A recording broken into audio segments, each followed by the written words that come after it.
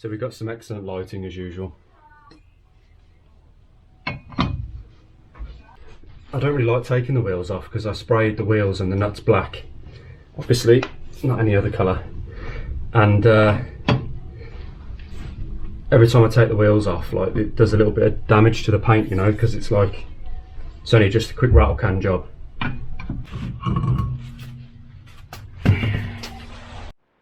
Covered in spider webs, of course.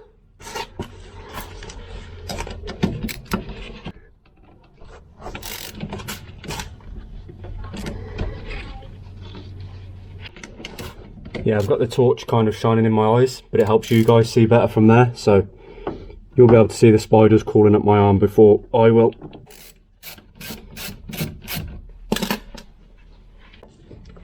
One thing I didn't do, which I should have done, which maybe I'll do afterwards and then put it in to make it look like I did do it, is spin the wheel before taking the wheel off, just to see how the brakes are. And this is starting to seize up. Yeah, you see I can't turn the disc. And this is on really tight as well, so this side's actually starting to seize. So this could be why it's squeaking, because it's overheating.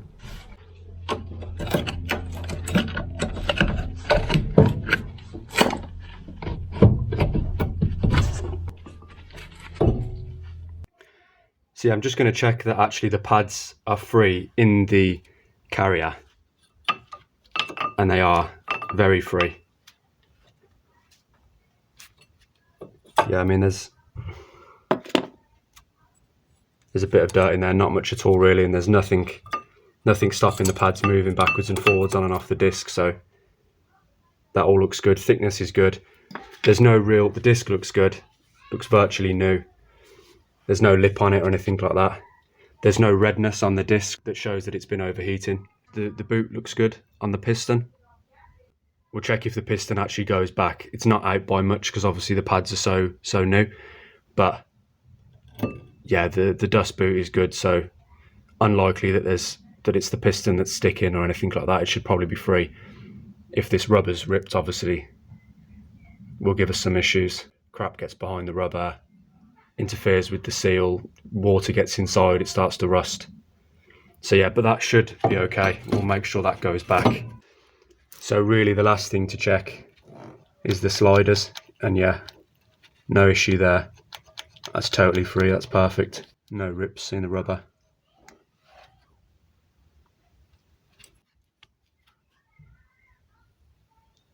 Can't really push it in.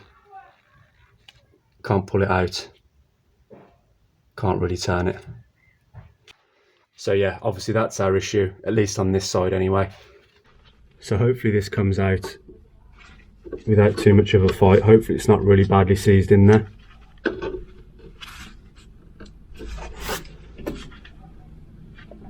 It is as well. Okay, no, it's going.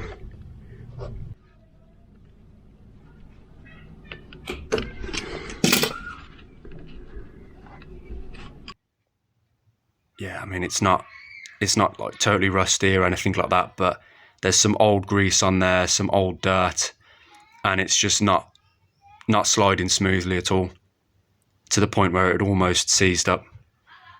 So yeah, not great. So obviously it's good policy to check this rubber dust boot here for any cracks, gaps, all the way around, because obviously that's where the dust and water and everything else gets in.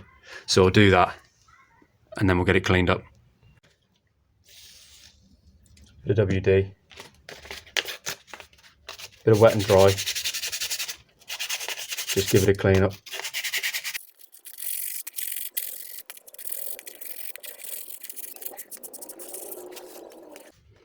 So now you can probably see there's a bit of shine on it now. We're down to metal again. For inside here, because there's a lot of crap in there. Now if we just put some grease on that, it would probably be fine, but what I would like to do is go one step further. Bit of WD in there. There's a lot of stuff in there. Yeah, that's better, that goes all the way in. And just, yeah, pull away some of the stuff. Bit of brake clean, just to force all that crap out. And that will evaporate mostly anyway. A little bit of compressed air as well, just to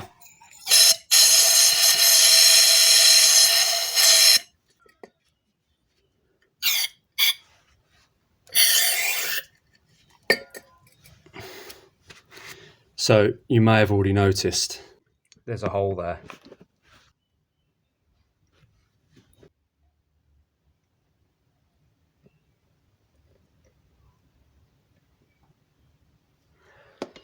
So for some reason, someone's drilled a hole in there.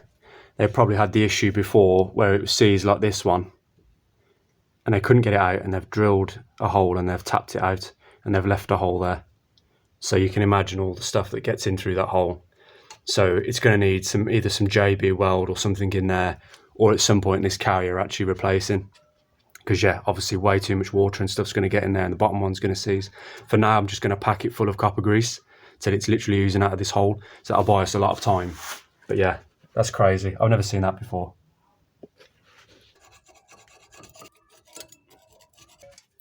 Quick clean. So then we can take our slider and start greasing things up.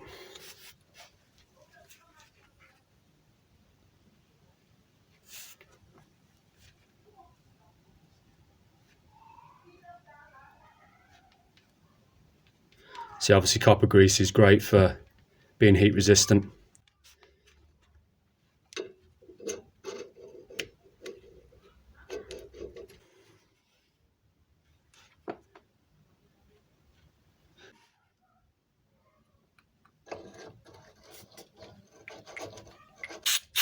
So, I'm going to give it a clean off.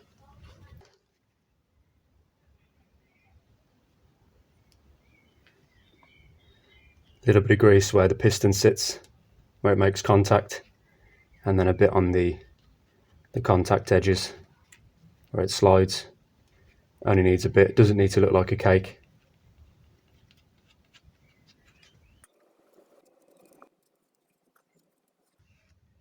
Slides in. Lovely. So there we go. I'm quite happy with that. I think that should all be fine now.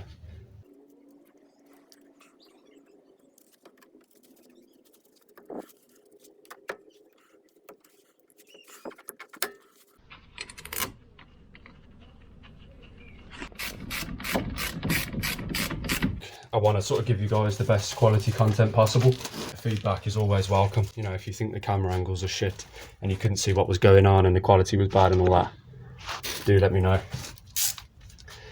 Yeah, if it's not so much in a like entertaining way or educational way, I'd at least like to compete with some of the heavy hitters on YouTube, at least in terms of a quality way, you know, in terms of quality of the footage, camera angles, details, close up, you know, all that sort of stuff. Something's not sounding or looking good here. Everything's just collapsing. Okay, so this one's okay, but this top one's fallen out. It's a little bit bent up. I'm wondering if this is actually touching the disc, making it squeak. So hopefully we can get this back in.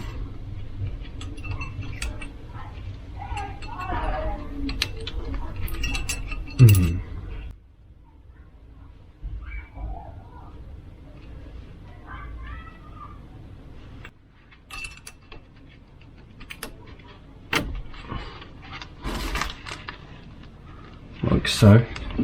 I just want to make sure it's not touching, because it'll make a hell of a racket. I think we're good.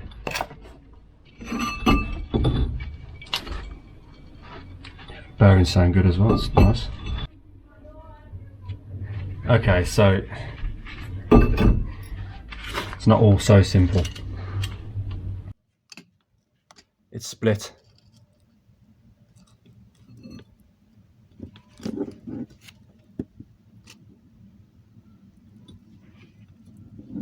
This is split here. Now, to be honest, because it's so folded over, because the piston's so far back, it's probably not much of an issue at the moment. But as the pads wear and the piston starts to come out, the folds of the rubber here are going to spread, and then this crack is going to open up, and then the dirt and the water and stuff will get inside, and eventually it will seize the piston. I'm not going to do it right now, but it's going to need a rebuild kit. But, you know, we'll see, maybe find another caliper or something for it instead of rebuilding it. But I'm going to wait a little bit for that, because if this piston still goes back freely, I've got loads of meat left on these pads. It's definitely something for us to come back to in a couple of months, I think. Yeah, and address it. Oh yeah, she's going back.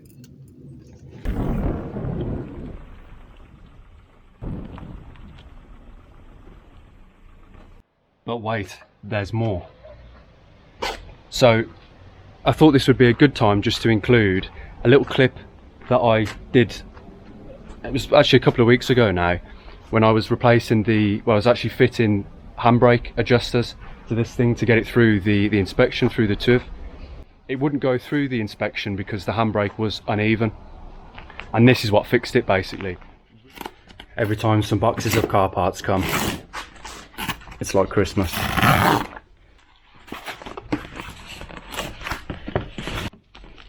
These handbrake adjusters, I've gone through the plastic, through this here, through that, through the cardboard.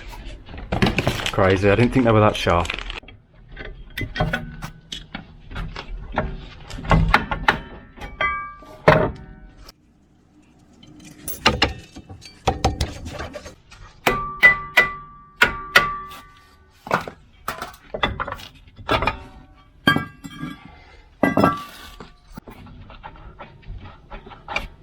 Yeah, looking good. So here we've got the bar that we want to replace with one of these bad boys. There's plenty of these available from places like Scandix, Polar Parts, IPD, they all sell them. Yeah, it's a really common modification to make. So you'll be pleased to know all this can stay pretty much as it is. Main thing we want to do, prise up,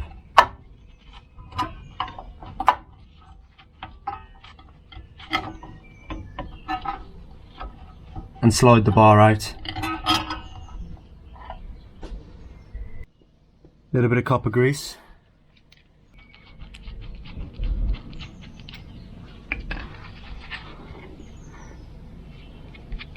Little bit of grease on the threads, just to stop it seizing up in years to come. It's going to make it easy to get in.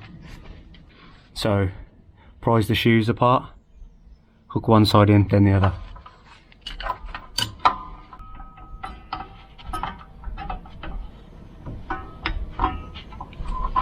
Now the wheel will go into the spring, but that's fine.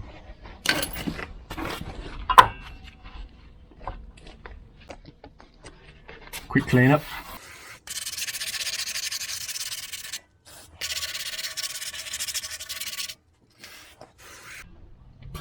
Then try your disc on. Of course it's going to be free.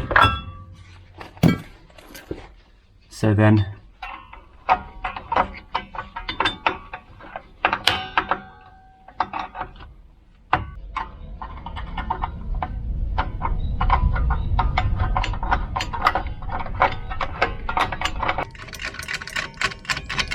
this could take a while.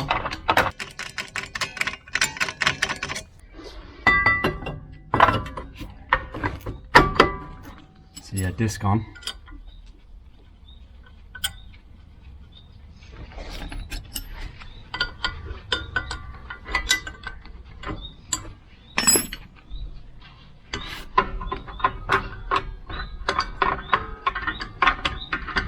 And wind it out until it stops.